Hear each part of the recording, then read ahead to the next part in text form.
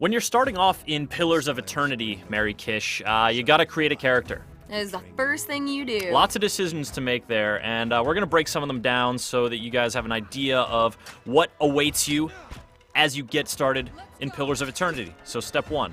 Well, the first step is to pick a sex. Male, female, that's it. There's no other options, and it doesn't really have any benefit, in terms of tangible in-game anything. Go with your gut.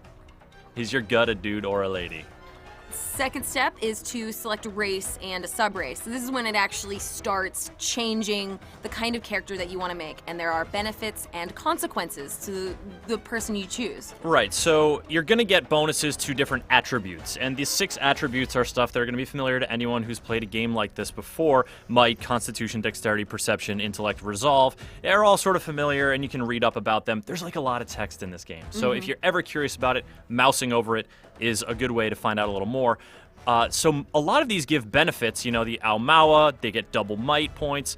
Elf gets dexterity and perception, but you said there's also consequences because some will subtract. Right, so the Orlan group, you get resolve and you get 2 perception, but you lose might. So Orlans would be kind of a weaker thing, and also dwarves, they get 2 might and they get constitution, but they lose a dexterity. So there's always a give and take with these characters. And later on, you're going to get a bunch of points to pour into these attributes. So you could mitigate any negatives you have or lean into any strengths, but this race is really where you start choosing what kind of direction you want to go, what kind of archetype do you want to fill in this fantasy world. There's also a sub-race choice, and these aren't attributes or skills or anything in particular, they're just kind of little bonuses. So when I chose between 2 types of Aumaua, one had a benefit to, say, stun or prone attacks, and they would stand their ground a lot more strongly.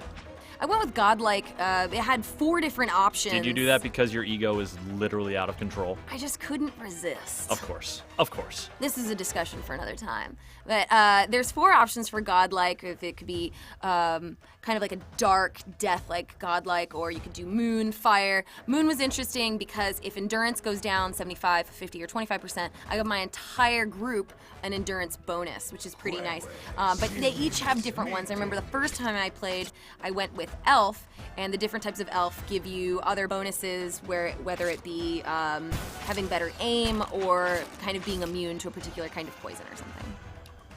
So you're already charting the course for your character, and the next step is to choose your class.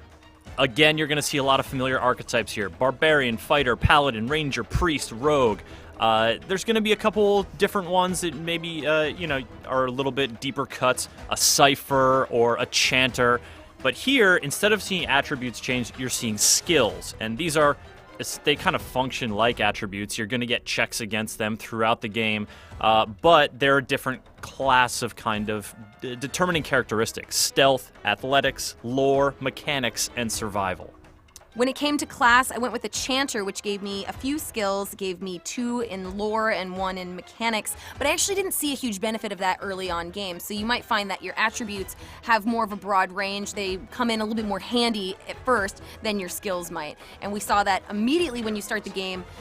You're already put into some situations where your particular class will affect how it plays out. Well, didn't you get a lore check early on? Because there's a situation where like some bandits have raided your camp, hella dudes are dead, but they've got this one guy captive, and basically it's the first real check against your attributes and skills.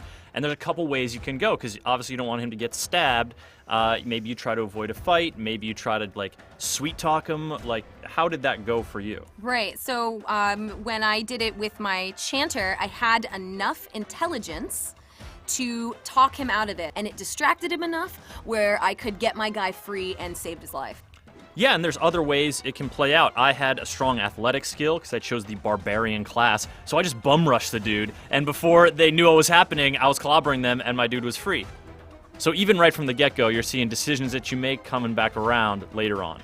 So later on, there's another instance with Heodan where he's grabbed by an enemy, and you need to find a way to set him free. I think I had 3 options. I could try to throw something at him, a weapon. You could just grab a rock, or you could say, "You figure it out, Heodan. You got this, buddy!"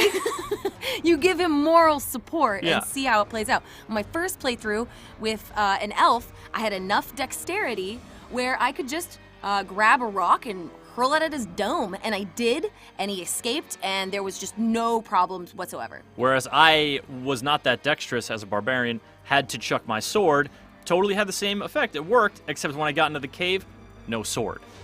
On my second playthrough, when I played the Chanter, I didn't have enough dexterity, and I didn't really want to throw my weapon. I like my weapon. It I need seemed this good. thing. I just said, you got this, buddy. And he died. He got killed. He straight up died. He died. So I lost my third player. Poor Heodon. Well, he should have tried harder. There are going to be some situations in which there's only one attribute being checked, like that rock throw situation was only a dexterity option. But then, earlier, this sort of talking it out with the guys who had him hostage, there were multiple routes to take. So, any way you specialize, you're going to be, leaving some things behind. And I think that the game is really encouraging you to specialize. When you're doing the distribution of your attribute points, it says highly recommended for your class. It's really trying to get you to specialize and lean into it, which makes sense because that's how a lot of these party-based RPGs work. The idea is you get strong at some things, and then you supplement your weaknesses with strong party members. And that's also shown later on in a weak-looking wall that's happening. I wasn't strong enough. I couldn't push it over. My party member was. I didn't need to be strong. That's fine. Teamwork. Making the dream work. There are a few other character creation stages that affect your attributes and skills. You get to choose your culture, what region did you come from, as well as your own personal background, sort of what's your story. Whether or not you're rich, or you were a slave, or you're just like a loner. Yeah, those allow you to specialize a little bit more.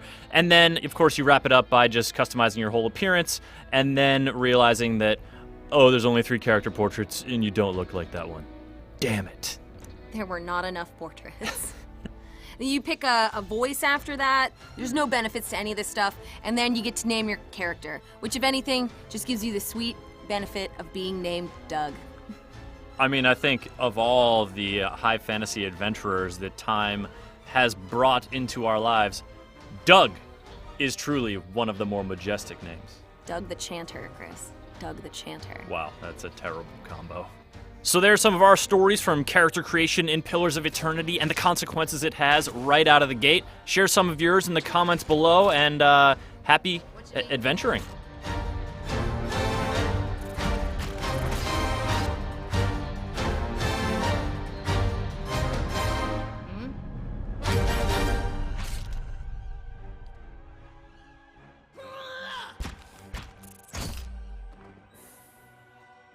So there we were within the cave, the spiders came to take us to our grave, but then we stabbed them in their eye, and now we'll go on to why.